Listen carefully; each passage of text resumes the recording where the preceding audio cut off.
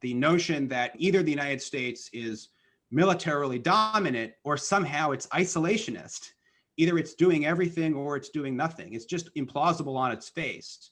So a point of departure for me is to try to open up our conversation so we can find both a better place for the United States in the world in the 21st century and a better way of organizing a more democratic debate that's more meaningful from the really narrow one that seems to take place all the time in Washington, on TV, on op-ed pages, and so forth. I don't think that history is a particularly good craft to tell us exactly what should be done going forward. I think it is incredibly good in expanding our horizons, however, and clarifying what the options really have been in the future, defamiliarizing ourselves, and opening up our imaginative horizons. So that is what I'm trying to achieve in the book, because I think we do need a positive sense of exactly what should be done in particular moments.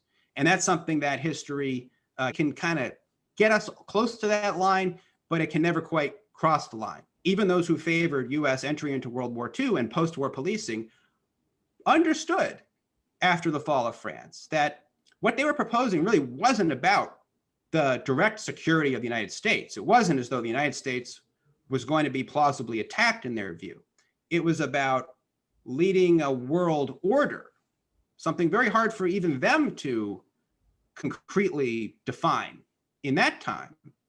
That's a powerful point in our present day, especially when we do not seem to be facing anything like the totalitarian conquerors that they faced in their own moment in the middle of the 20th century. And you could extend, if you like, the Soviet-backed communism as part of that geopolitical and ideological reality. If you start from that premise, then I think you start to ask, why has the United States, to what end, has it pursued global military dominance for 3 decades after the collapse of the Soviet Union, when there simply hasn't been the plausible specter of totalitarian conquest that could attain hegemony in Europe and Asia? Whether you think that's the right benchmark for American security or not, it simply hasn't been a plausible specter for many, many years. And so these actions that the United States undertakes in the name of leading a rules-based order or maintaining its own hegemony start to look like a net loss